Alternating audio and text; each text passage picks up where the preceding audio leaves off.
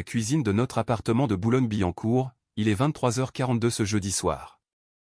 Ma femme, Delphine, était censée entamer son 4e jour d'un séjour entre copines à Marrakech. Le message était accompagné d'une capture d'écran d'un virement bancaire, 115 000 € déplacés de notre compte épargne joint vers son compte personnel. J'ai posé mon téléphone et j'ai terminé mon café. 15 ans de mariage venaient de prendre fin en 2 phrases et une image. Depuis des mois, les signes étaient là, des week-ends prolongés, de nouveaux vêtements qu'elle ne portait jamais avec moi, des appels qui s'interrompaient brusquement dès que j'entrais dans la pièce. J'avais tout remarqué. Je suis expert comptable judiciaire, spécialisé dans la détection des fraudes, repérer les anomalies, c'est mon métier. Mais je n'avais rien dit. C'était peut-être ma première erreur. Ou alors, ma première erreur avait été d'épouser quelqu'un qui pensait que ma carrière se résumait à des feuilles de calcul et des chiffres ennuyeux. J'ai ouvert mon ordinateur portable et j'ai consulté l'un de mes comptes de messagerie, un compte dont Delphine ignorait l'existence. Il y avait 3 notifications du système de sécurité de ma banque. Quelqu'un avait tenté de changer les mots de passe de compte que Delphine n'avait jamais vus. Elle se montrait méticuleuse, je devais lui accorder cela. J'ai repris mon téléphone et j'ai tapé 2 mots en guise de réponse, bonne chance. Ensuite, j'ai appelé mon frère, Jérôme. Tu te souviens du plan de secours dont nous avons discuté il y a 5 ans? Ai-je dit quand il a décroché. C'est le moment. Tu es sûr? A-t-il demandé. Oui, ai-je répondu, elle vient de jouer sa première carte. J'ai raccroché et j'ai jeté un coup d'œil à la photo de mariage sur le mur. C'était le seul cliché de l'appartement où nous figurions encore tous les deux. J'aurais dû remarquer cela aussi. J'avais rencontré Delphine Morel lors d'un gala d'anciens élèves de la Sorbonne. J'avais 40 ans, j'étais fraîchement divorcé d'un premier mariage éclair, et je me concentrais entièrement sur le développement de mon cabinet d'expertise comptable. Delphine avait 33 ans, elle était vibrante, ambitieuse, et ne manifestait absolument aucun intérêt pour mon travail. Je n'ai pas besoin de comprendre les détails, disait-elle chaque fois que j'essayais d'expliquer une affaire, tant que tu gagnes assez pour que nous vivions bien. Nous nous sommes mariés après 1 an de relation. Je l'ai aidé à ouvrir son studio de yoga et de bien-être, finançant l'intégralité de l'entreprise avec mes économies. Lorsqu'elle a voulu un appartement plus spacieux dans un quartier plus chic, j'ai accepté. Lorsqu'elle a voulu des voitures de luxe et des vacances onéreuses, j'ai acquiescé et j'ai signé les chèques. Mon père m'avait prévenu une fois. Nous étions en train de réparer la terrasse de sa maison de campagne, il s'était arrêté, marteau à la main. Mon fils, je remarque que ta femme dépense beaucoup de ton argent, avait-il dit avec prudence. Assure-toi simplement qu'elle valorise ce que tu fais pour le gagner.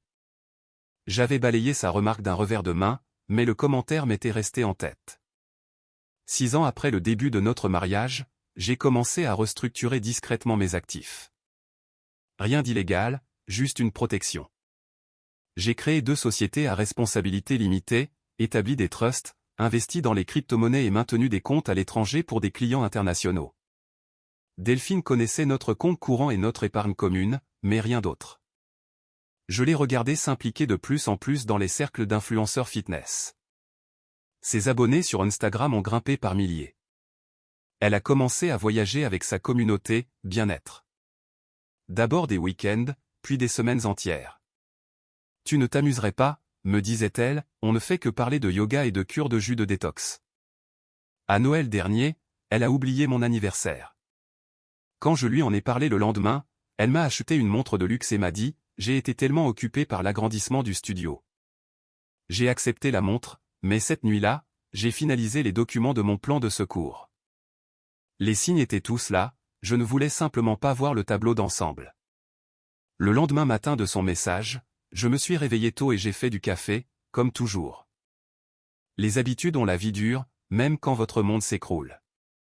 Je me suis connecté à mon système de gestion financière principal, conçu sur mesure pour mon cabinet mais adapté à mon usage personnel. En quelques touches, j'ai activé le protocole d'urgence que Jérôme et moi avions élaboré des années plus tôt. Tout d'abord, j'ai gelé tous les comptes joints et les cartes de crédit. Ensuite, j'ai déclenché une alerte à la fraude sur le virement de 115 000 €, en utilisant mes contacts bancaires pour accélérer le processus. J'ai envoyé les preuves de malversation financière à mon avocat, accompagné d'instructions pour demander le divorce immédiatement. Puis, j'ai appelé ma mère. Delphine m'a quitté, ai-je dit simplement. Elle a pris l'argent et a vidé l'appartement pendant qu'elle était censée être en vacances. Ma mère est restée silencieuse un moment. Je suis désolé, Laurent, a-t-elle fini par dire, mais je ne peux pas dire que je sois surprise. Qu'est-ce que tu vas faire? Ce que je prépare depuis des années, ai-je répondu. Protéger ce qui m'appartient. 1 heure plus tard, mon téléphone s'est éclairé au nom de Delphine. J'ai rejeté l'appel. 10 autres appels ont suivi, puis un SMS, c'est quoi ce bordel? L'argent a disparu et mes cartes ne marchent plus. Je n'ai pas répondu. Au lieu de cela, je me suis rendu au garde-meuble indiqué dans son message. En utilisant le code qu'elle m'avait envoyé, j'ai récupéré 2 cartons de vêtements et mon ordinateur. Le reste de mes affaires, les photos de famille, mes livres, les souvenirs de mon père étaient introuvables. C'est à ce moment-là que quelque chose s'est durci en moi. Ce n'était plus seulement une question d'argent.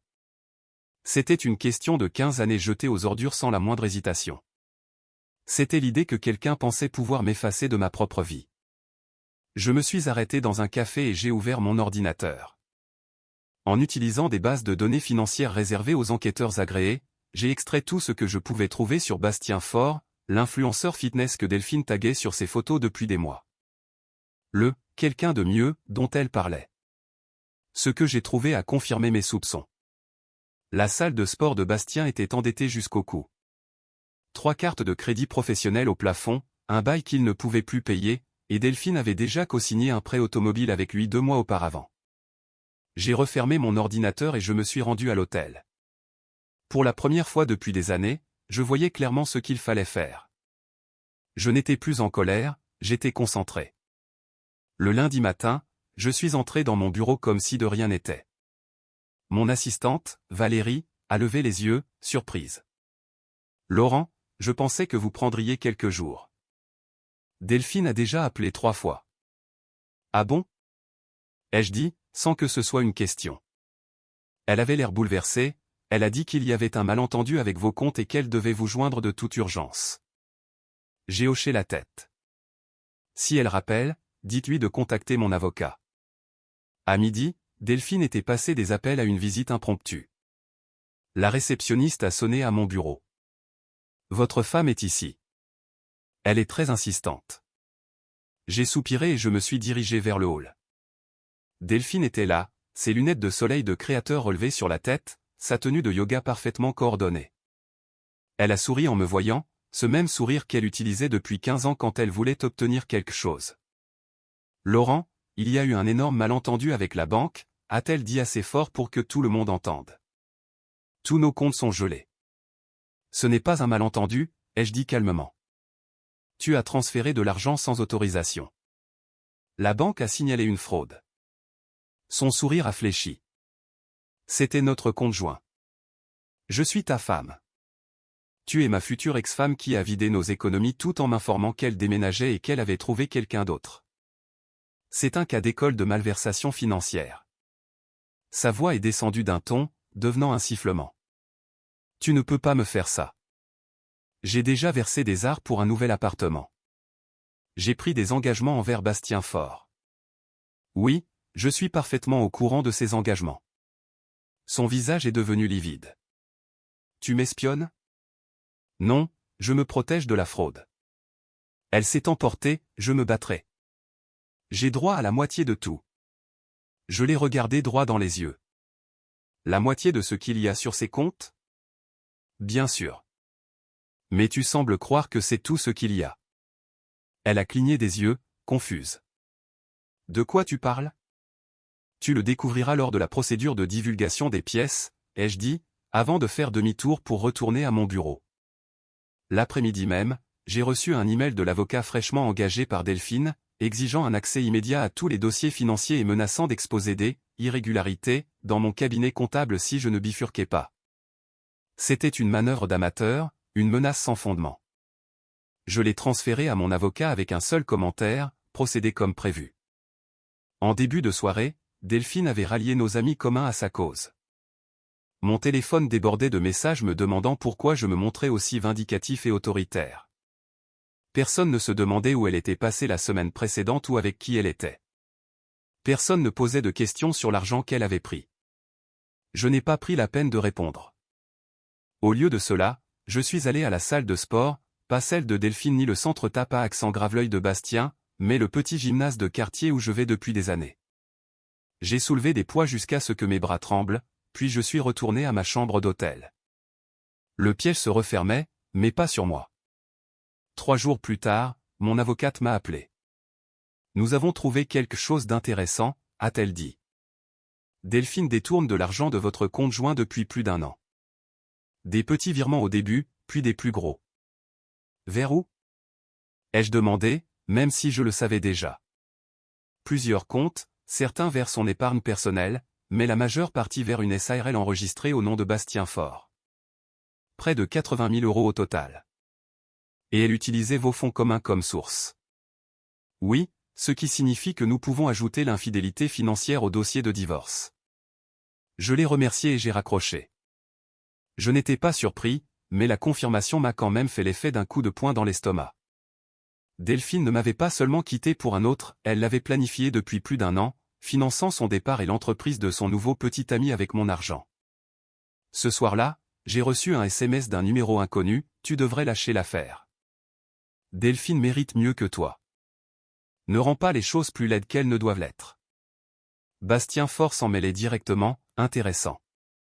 Je me suis rendu chez mon frère le lendemain matin. Jérôme travaille dans la sécurité numérique, le complément parfait à mon expertise financière. Nous avions déjà collaboré sur des dossiers, mais celui-ci était différent. J'ai besoin de tout ce que tu peux trouver sur Faure Fitness SARL, lui ai-je dit. Relevé bancaire, prêt, demande de crédit, la totale. Jérôme a haussé un sourcil. Par les voies légales, on est d'accord? Bien sûr. Nous allons juste relier les points publics plus vite que la plupart des gens ne le pourraient. 3 heures plus tard, nous avions notre réponse. Bastien Faure n'était pas seulement endetté, il était sous l'eau. Ses réseaux sociaux affichaient la réussite, mais son entreprise coulait. Le nouvel équipement, l'expansion, les événements promotionnels, tout était financé par des prêts risqués et, plus récemment, par les investissements de Delphine. Mais il y avait autre chose, quelque chose que Delphine ne pouvait pas savoir. Regarde ça, a dit Jérôme en pointant son écran. Faure a demandé un prêt pour petite entreprise il y a 4 mois. Il a utilisé l'équipement de la salle comme garantie. C'est normal, ai-je dit. Ouais, mais regarde qui a co-signé. Je me suis penché. Le document montrait la signature de Delphine sur un prêt de matériel de 160 000 €. Elle a co-signé avant de te quitter, a dit Jérôme à voix basse. Mais voici le plus beau, le prêt spécifie une responsabilité conjointe avec son conjoint. Ils ont utilisé ton statut marital pour obtenir de meilleures conditions. J'ai fixé l'écran. Elle avait mis mes actifs en gage pour le prêt de son amant sans que je le sache. Exactement. Et il y a plus, 3 cartes de crédit, un contrat de location de voiture et le nouveau local commercial. Tous co-signés par Delphine, utilisant vos actifs matrimoniaux comme garantie. Je me suis levé et j'ai marché jusqu'à la fenêtre. Dehors, des enfants jouaient dans la rue, inconscients des complications du monde des adultes. Elle n'a aucune idée de ce qu'elle a fait, ai-je fini par dire, et lui non plus. Le lendemain matin, j'ai rencontré mon avocate et je lui ai exposé tout ce que nous avions découvert. Je veux agir vite, lui ai-je dit, avant qu'il ne réalise ce qui se passe. Elle a examiné les documents et a hoché la tête. Nous allons demander une mesure conservatoire d'urgence dès aujourd'hui. La fraude au prêt suffit à elle seule à tout geler jusqu'à ce que le divorce soit réglé. L'après-midi, je me suis rendu à la salle Faure Fitness. L'endroit était rutilant et moderne, avec des citations de motivation peintes sur les murs et le visage de Bastien placardé à l'entrée. À l'intérieur, des jeunes d'une vingtaine d'années en tenue de sport coûteuse prenaient des selfies entre 2 séries d'exercices peu convaincantes. Bastien m'a repéré immédiatement. Il était plus grand en personne, avec ce bronzage artificiel et ses dents facetées de quelqu'un qui a bâti sa carrière sur l'apparence. Il s'est approché, la main tendue, le sourire parfaitement calibré. « Vous devez être Laurent », a-t-il dit, « Delphine m'a parlé de vous. »« J'en suis sûr », ai-je répondu, sans prendre sa main. « Nous devons discuter en privé. » Son sourire a vacillé, mais il m'a conduit à son bureau aux parois de verre, visible de tous mais insonorisé. Qu'est-ce que je peux faire pour vous? A-t-il demandé en fermant la porte. J'ai posé un dossier sur son bureau. Voici tous les documents financiers qui vous lient à Delphine. Prêt, carte de crédit, baux, tous co-signés en utilisant nos actifs matrimoniaux comme garantie. Il a pris le dossier avec précaution. Je ne comprends pas. C'est simple. Delphine a utilisé notre mariage pour garantir vos prêts commerciaux. Maintenant que nous divorçons, ces garanties sont caduques. Le sang a quitté son visage alors qu'il feuilletait les pages. Ce sont des arrangements commerciaux légitimes entre Delphine et moi. Peut-être, mais les banques les ont approuvés sur la base de nos actifs et revenus combinés. Des actifs auxquels elle n'a plus accès. Il a refermé le dossier. Qu'est-ce que vous voulez? Rien de vous. Je pensais juste que vous devriez savoir ce qui arrive. Les banques vont exiger le remboursement immédiat de ces prêts très bientôt. Delphine a dit que vous étiez riche, a-t-il dit, la voix se durcissant. Cet argent n'est pas un problème pour vous. L'argent n'a jamais été le problème, ai-je répliqué. C'était la confiance. Je me suis levé pour partir, mais je me suis arrêté à la porte. Encore une chose.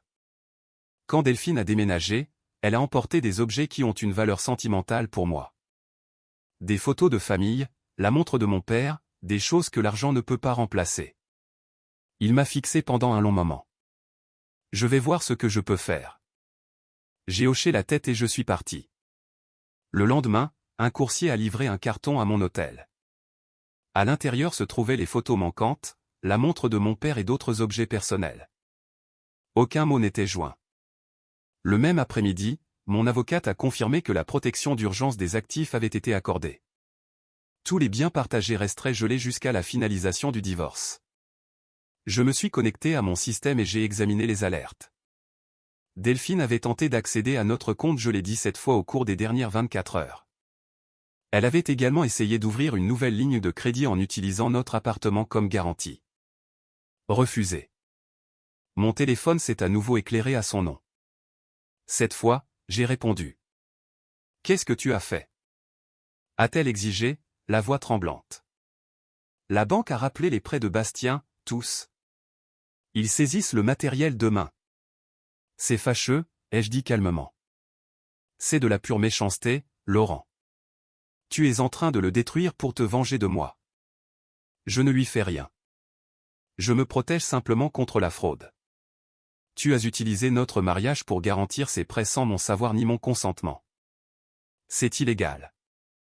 On peut s'arranger, a-t-elle dit, sa voix s'adoucissant soudainement. Rentre à la maison, on va discuter. 15 ans de mariage et elle pensait encore pouvoir me manipuler aussi facilement. Il n'y a rien à arranger, ai-je répondu.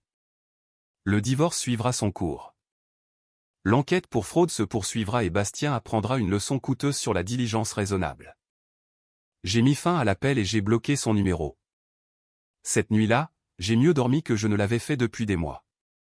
3 semaines plus tard, j'étais assis dans une salle de conférence alors que Delphine et son avocat arrivaient pour notre médiation ordonnée par le tribunal. Elle avait l'air fatiguée, sa tenue de marquer son maquillage parfait ne parvenant pas à masquer l'attention. Son avocat a pris la parole en premier, ma cliente est prête à se montrer raisonnable concernant le partage des biens, malgré les tactiques agressives employées jusqu'ici. Mon avocate a souri poliment. C'est une bonne nouvelle, car il y a eu un nouveau développement. Elle a fait glisser un document sur la table. La banque a terminé son enquête pour fraude. Elle a déterminé que Delphine a imité la signature de Laurent sur plusieurs documents de prêt en utilisant leurs actifs matrimoniaux comme garantie, à son insu. L'avocat de Delphine a parcouru le document, le visage pâlissant. Nous aurons besoin de temps pour examiner cela. Bien sûr, a dit mon avocate, mais sachez que la banque a déjà transmis l'affaire au procureur de la République. Cette réunion est une courtoisie avant que des poursuites pénales ne soient engagées. Delphine me fixait, les yeux écarquillés. Des poursuites pénales. Laurent? Tu n'es pas sérieux. J'ai soutenu son regard fermement. Ce n'est pas moi qui ai porté plainte, c'est la banque. C'est ce qui arrive quand on commet une fraude bancaire. Son avocat lui a chuchoté quelque chose à l'oreille. Elle a secoué la tête avec véhémence. Si Madame Morel est prête à signer notre proposition de règlement aujourd'hui, a poursuivi mon avocate, Laurent est prêt à fournir une déclaration à la banque qui pourrait atténuer les conséquences pénales. Il ne portera pas plainte pour le vol de biens personnels ou le transfert non autorisé du compte joint. J'ai regardé le monde soigneusement construit de Delphine s'effondrer. Elle s'était attendue à de la colère, de la jalousie, peut-être même à ce que je la supplie. Elle ne s'était pas attendue à des conséquences. Le règlement est généreux, ai-je dit doucement. Tu gardes ton studio de yoga, qui a toujours été rentable. Tu gardes ta voiture et tes affaires personnelles. Tu ne reçois aucune prestation compensatoire, et tu assumes la responsabilité des dettes que tu as contractées en mon nom. Et Bastien ? A-t-elle demandé, d'une voix à peine audible. Les problèmes financiers de Monsieur Faure sont son propre problème, a répondu mon avocate. Mais sans les actifs de votre mari pour garantir ses prêts, je crois savoir que la banque a déjà entamé des procédures de saisie. Delphine a signé les papiers sans plus d'arguments. Alors que nous quittions la salle de conférence, elle m'a rattrapé par le bras. Je n'aurais jamais cru que tu te battrais comme ça, a-t-elle dit. Tu acceptais toujours tout sans rien dire. C'était mon choix, ai-je répondu, tout comme ceci a été le tien. Je suis parti sans me retourner. Un mois plus tard, j'ai quitté l'hôtel pour m'installer dans une petite maison près du centre-ville de Compiègne. Rien d'ostentatoire, juste une maison ancienne avec du cachet qui nécessitait quelques travaux, le genre de projet qui allait occuper mes mains et mon esprit pendant les soirées. J'ai appris par des amis communs que Delphine avait déménagé dans les Alpes pour repartir à zéro. Son Instagram montrait des vues sur les montagnes et des citations inspirantes sur les nouveaux départs. La salle de sport de Bastien avait été vendue à une chaîne nationale et il était parti s'installer sur la Côte d'Azur pour tenter de relancer sa marque. Aucun d'eux ne mentionnait ce qui s'était passé, les gens affichent rarement leurs échecs. Mon frère Jérôme est passé un samedi pour m'aider à installer de nouveaux placards dans la cuisine. Tu as des nouvelles de Delphine ? A-t-il demandé pendant que nous prenions les mesures pour les charnières. Non, ai-je répondu, et je n'en attends pas. Tu sais, tu aurais pu tout lui prendre. Les accusations de fraude auraient suffi à l'achever. J'ai haussé les épaules. À quoi bon ? Elle n'est plus mon problème. Nous avons travaillé dans un silence confortable pendant un moment, le rythme des mesures, de la coupe et du montage créant un état méditatif. Je pense prendre un peu de temps pour moi, ai-je fini par dire. Peut-être monter en Bretagne, faire un peu de pêche au bord de la mer. Papa aurait aimé ça, a répondu Jérôme. Tu n'y es pas retourné depuis qu'il nous a quittés. Ce soir-là, après le départ de Jérôme, je me suis assis sur ma terrasse avec un verre de cognac. Le quartier était calme, avec seulement l'aboiement occasionnel d'un chien ou le rire d'un enfant pour rompre le silence. C'était différent de la résidence haut de gamme où Delphine avait insisté pour vivre, plus authentique d'une certaine manière. J'ai repensé aux 15 dernières années, à la façon dont j'avais laissé quelqu'un d'autre définir ma vie et ma valeur. À la façon dont j'avais remarqué les signes mais choisi de les ignorer. À la façon dont, le moment venu, j'avais été préparé parce qu'une partie de moi avait toujours su que ce jour arriverait. Je ne me sentais pas victorieux. Je ne me sentais pas non plus vengé. Je me sentais simplement libre. Le lendemain matin, j'ai appelé mon bureau pour leur dire que je prenais 2 semaines de congé. Puis j'ai chargé ma voiture, j'ai fermé la maison à clé et j'ai pris la route vers l'ouest. Pas d'itinéraire,